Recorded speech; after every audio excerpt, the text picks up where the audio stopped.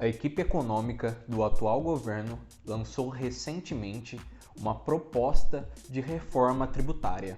Além de tudo que já foi dito, quero te falar sobre alguns detalhes que não estão comentando muito ainda, que fazem total diferença na sua vida, seja você investidor ou não, até porque quem paga a maior parte da carga tributária é o consumidor. Fica comigo no vídeo.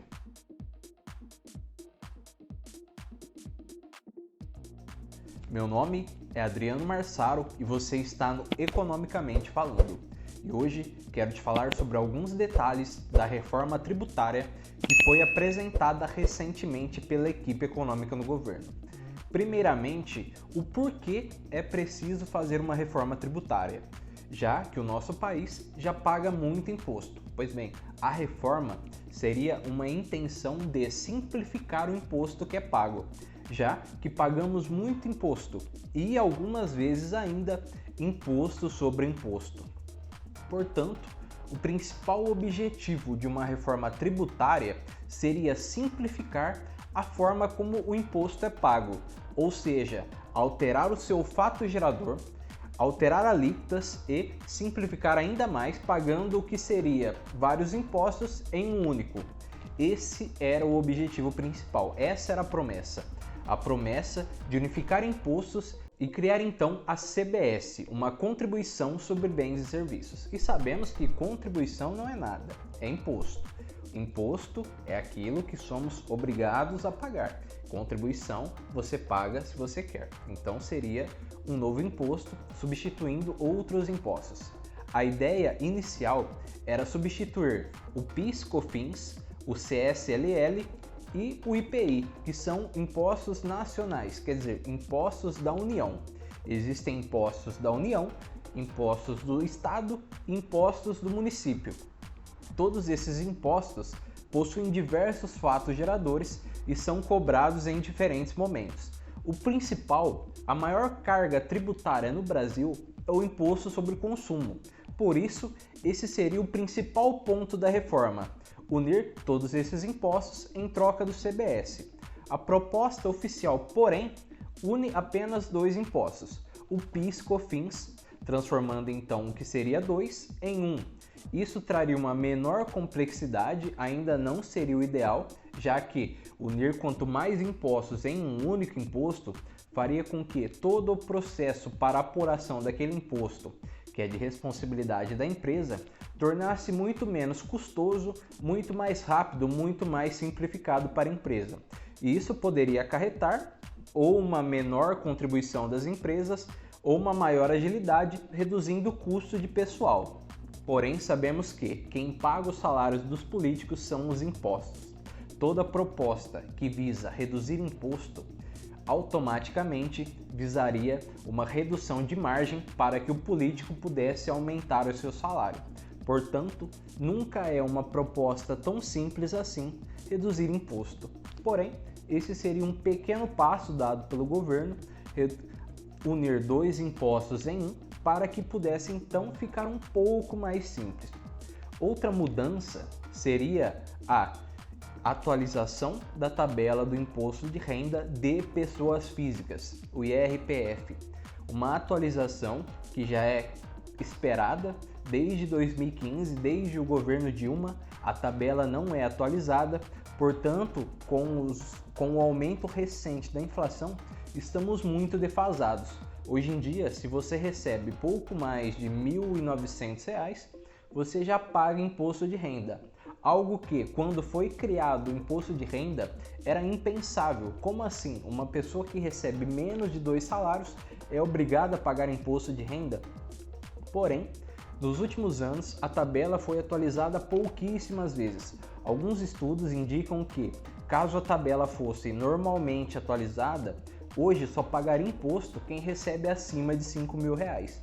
Porém, com a não atualização de diferentes governos, não só o PT, como o atual governo do Bolsonaro, assim como foi o governo Temer, a tabela não foi atualizada. Estamos no que é hoje pouco mais de R$ 1.900. A tabela seria então atualizada para R$ 2.500, onde faria com que muito menos pessoas pagassem o imposto de renda. Então, isso seria benéfico à população mais pobre, já que em muitos centros de grande comercialização, um salário de R$ 2.500 por mês mal dá para a sua subsistência. Porém, em troca de atualizar a alíquota, o governo propôs o fim da isenção simplificada para aqueles que recebem até R$ 40 mil por mês. E o que é essa isenção simplificada? Quando você faz a declaração de ajuste do imposto de renda, que é feita anualmente entre março e abril, você faz o seu ajuste do valor devido e o valor realmente tributado. Se o valor tributado foi maior do que o valor devido, você possui uma restituição. E o governo tem um mecanismo atualmente que considera 20% o valor simplificado para a sua restituição. Ou seja, independente se você tem aquele comprovante de faculdade, comprovante de algum curso, algum comprovante médico, você pode, pelo modelo simplificado, restituir 20% do seu valor devido. Com o fim da restituição simplificada, você teria que guardar todos os papéis, guardar tanto seus cursos, seu boleto ali que você pagou um curso, pagou sua faculdade, seus atestados médicos, todo o gasto que você teve com medicação, todo o gasto médico, gasto com dentista e partir apenas para um modelo completo.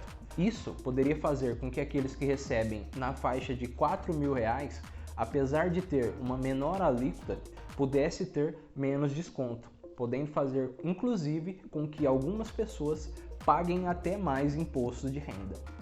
E com a justificativa de que o governo recolheria menos imposto com a atualização do imposto de renda, o governo teve uma nova ideia, inspirada em alguns países por aí, que é a tributação de dividendos. O que são dividendos?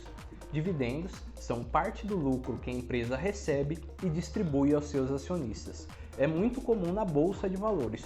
Muitas pessoas buscam a bolsa de valores com o fim de receber dividendos das empresas. As pessoas, inclusive, chegam a trocar a sua participação no dia a dia da empresa para receber mais dividendos. São as ações que podem ser tanto preferenciais como ordinárias. As ações ordinárias são aquelas com direito a voto e as ações preferenciais são aquelas do qual o seu investidor recebe uma parcela maior de dividendos. Pode ser que tanto a ação ordinária quanto a ação preferencial receba o mesmo número de dividendos, porém, geralmente, a ação preferencial, nesse caso, possui um valor mais barato e com isso a margem de dividendos é maior devido ao valor da ação. Com a tributação dos dividendos, muitos investidores ficariam e ficaram receosos sobre o que aconteceria com o seu investimento, já que, com a diminuição da taxa Selic, muitos investidores viram que a renda fixa não era mais interessante e tivemos então um boom na bolsa de valores, fazendo com que o recebimento com dividendos ficasse cada vez mais atrativo. Essa taxação então de 20% reduziria o dividend yield efetivamente recebido pelo investidor. E com a expectativa da taxa Selic fechar o ano entre 6% e 7%, faria com que acontecesse agora o movimento contrário. Muitos investidores sairiam da renda fixa, muitos investidores sairiam da renda variável e voltariam à renda fixa. Você pode estar pensando, a renda fixa sempre será menor do que a renda variável, porém, a conta disso tudo é o risco. Investir em renda variável, você pode tanto ganhar como perder. Investindo em renda fixa, você vai ganhar um pouco. Pode ser que este pouco seja até abaixo da inflação, mas ao menos você está protegendo o seu patrimônio. Está criando o que muitos economistas chamam de reserva de emergência, uma reserva de contingência para caso aconteça alguma coisa na sua vida e você precise imediatamente dispor daquele dinheiro. Com este movimento de tributar aquele que produz e aumentar o imposto daquele que deixa o seu dinheiro parado no banco, o Brasil poderia voltar então a ser o famoso país dos rentistas, o país onde a pessoa deixa seu dinheiro parado e vai curtir suas férias. O porquê, então, tributar dividendos seria tão nocivo à economia, já que tributar dividendos nos Estados Unidos é algo normal. Inclusive, nos Estados Unidos, a tributação de dividendos é de 30%, e a proposta do governo seria tributar os dividendos em 20%, ou seja, o governo quer te tomar 1/5 do seu salário, o salário recebido em dividendos. Porém, na economia americana, o imposto é incidido sobre a renda essencialmente. Na economia brasileira, o imposto vem do consumo. Como eu já disse, são vários impostos, desde sua produção até o consumidor final. Na produção, o produtor paga IPI, paga o seu CSLL, paga PIS, COFINS para o governo, paga ICMS para o estado e paga ISS-QN para o município. São vários impostos, desde a sua origem até o produtor final, que fazem com que a margem de lucro seja cada vez menor. Com o fim desses impostos, caso utopicamente não existissem tantos impostos, a margem do empresário seria muito maior, e mesmo que ele pagasse imposto sobre seu lucro, ganharia ainda mais do que ele ganha hoje. É isso que acontece nos Estados Unidos, e é por isso que o americano tem poder de compra, não porque ele ganha mais, mas porque o que ele ganha é necessário para comprar aquilo que ele precisa. No Brasil, além de você ganhar pouco, seu salário não consegue pagar a sua subsistência.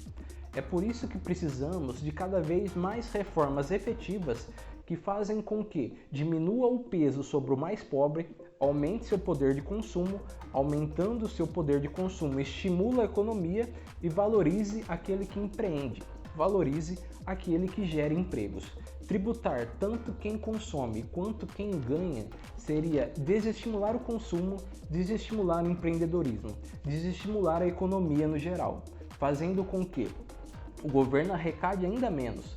E com o governo arrecadando menos, ele cria novas formas de cobrar mais imposto, criando assim um ciclo sem fim, que quem acaba se dando mal no final da história é sempre você. Sempre o mais pobre, sempre o consumidor, já que todo o imposto que é dado aos mais ricos é repassado ao mais pobre. Você não tem para quem repassar o seu imposto.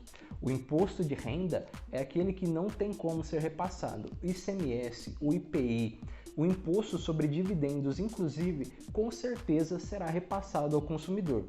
Pense nisso antes de você defender impostos para os empresários. Pode ter certeza que o imposto do empresário será repassado no valor final do seu produto. Portanto, analise a proposta. Veja qual deputado está exigindo o quê, qual proposta é boa e qual proposta é ruim para você. E deixe nos comentários o que você acha da reforma tributária. Você é a favor? Você é contra? Se gostou do vídeo, clique no gostei, se inscreva no canal e ative o sininho e espere por mais vídeos como este.